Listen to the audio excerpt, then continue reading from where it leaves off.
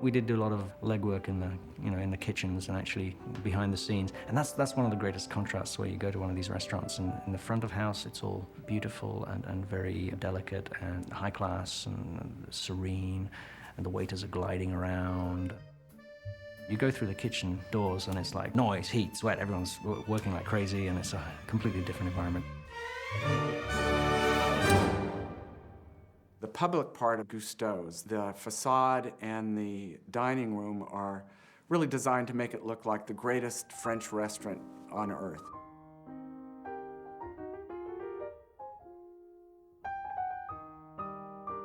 Beautiful pillars, classical French architecture, deep colors, saturated reds.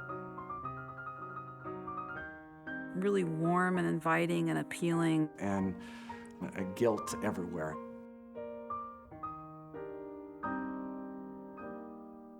Contrasting that is the kitchen, which is all white tile and cast iron stoves and brass and copper. It's a much harder, clattery kind of environment.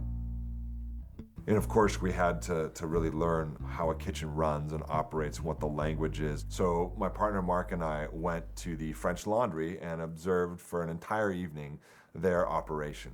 It's like a ballet. There's a choreography that happens there naturally. At French Laundry, they have a stainless steel bin or a cup that they'll throw a spoon in. They all cook with spoons. That's kind of the only utensil they use.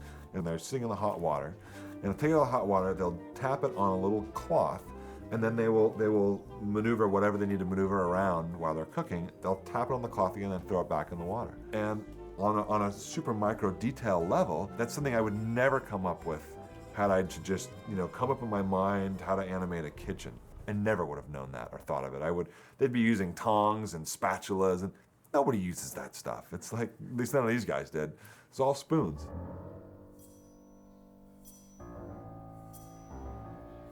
When you're serving the dinner, you're meant to just replicate a dish exactly the way the chef wants it over and over and over again, precisely. So you have to be super efficient in how you move. And it's a lot of what I've talked to the animators about, is that they're always sort of like on this adrenaline rush, and they're always moving. They're never sitting still. They're always tending to this, checking this in the oven, spicing this, listening for orders coming in. So it's just a constant motion. And at the end of the night, you're just utterly exhausted.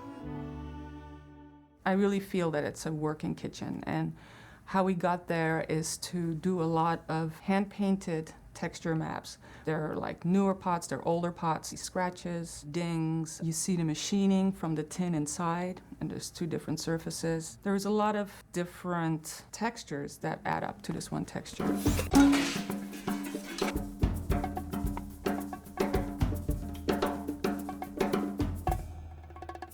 Cooking really fine food is a serious, hard, blue-collar thing done by tough people.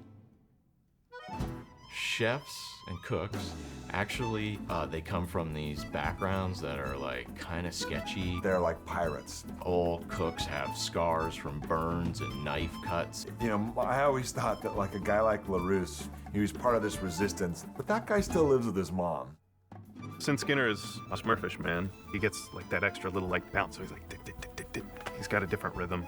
Chefs in Paris kitchens are like artists. Papdu is a big guy with big arms and a big belly. With these huge hands, but he's able to do these really delicate things. They're immigrants, a lot of them, especially in Paris. There's Horst, the German, almost military type guy. His face just seems squished down. It's like two bricks collided around a soft element, just like he was so frustrated that his face was sucking up into his head.